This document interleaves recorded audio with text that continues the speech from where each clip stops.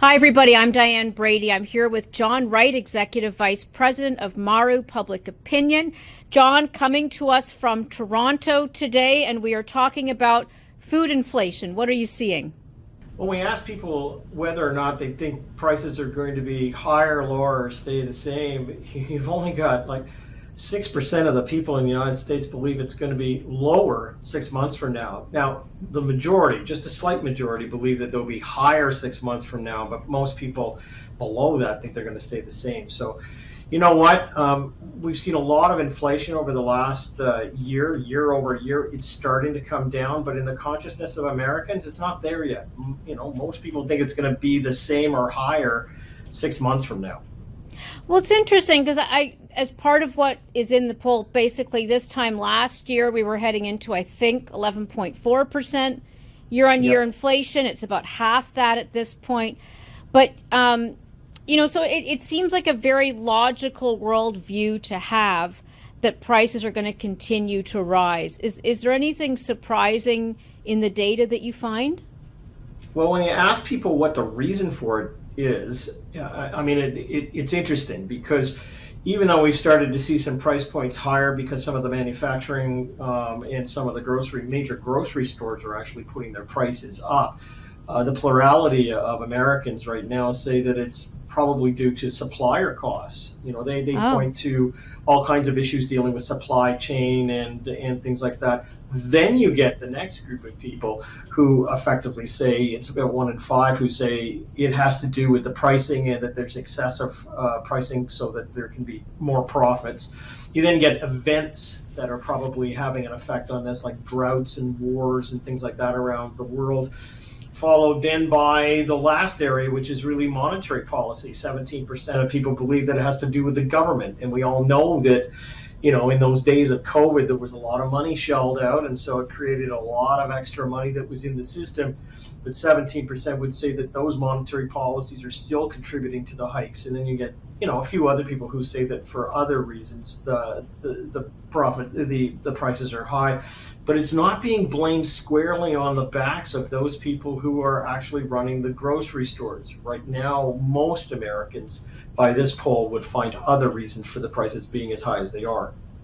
Well, it's interesting. Anecdotally, I think about companies like Coca-Cola, PepsiCo, Unilever, the major food companies have all raised prices. And I believe in the second quarter, PepsiCo actually raised prices 15%, which is pretty staggering for a company that's doing cereal and, potato chips and the like. They're not, that I guess falls into the supplier category.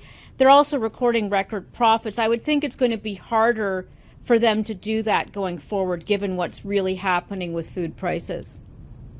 Well, there may be some kind of parallel next door in Canada where a very similar poll that I've done in the past week shows, in fact, that Canadians believe that excessive profits, in fact, are driving the prices up here. And what's interesting there is because there's been much more of a focus on the pricing and the second quarter profit results, which have shown massive increases at the hands of exactly what you're talking about.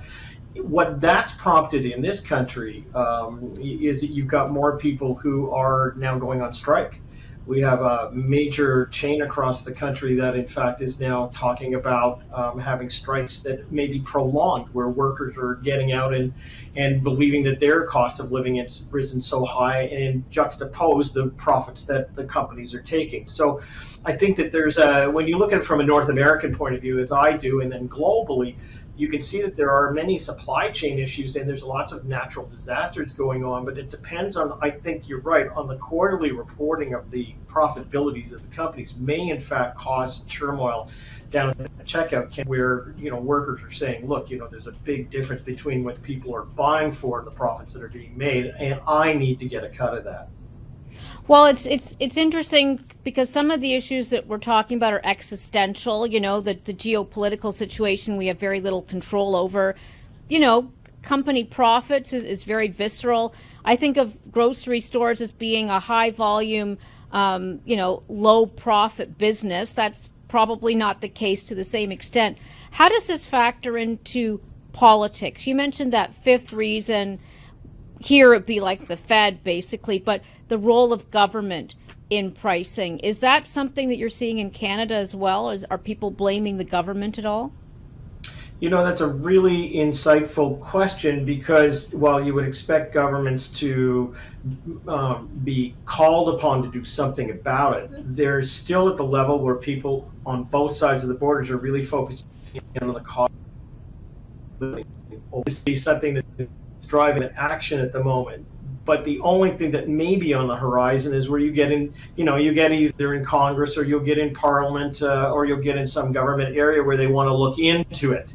There's enough pressure where they say, we're going to bring some of these people who run these companies, to Washington, and we're going to, call them out and find out what's going on. We're not seeing that a lot right now. What we're now seeing, however, is some disgruntlement on the cost of living and the workers themselves. During the pandemic, the workers were seen as the frontline group of people who were almost equatable on both sides of the border to nurses who were going in every single day and making sure that they were providing foodstuffs to communities and to individuals. A lot of that was taken away. There's now a sense among the workers that they deserve some of that profitability. So I'm not seeing yet the intervention of governments on this. I think what we're seeing now is the labor movement, who in the high cost of living is saying this is something where we want our members to have payback. Not as much in the United States, but it's just starting in Canada, and it may ripple through both economies. Yeah, well, we certainly have some major strikes going on here.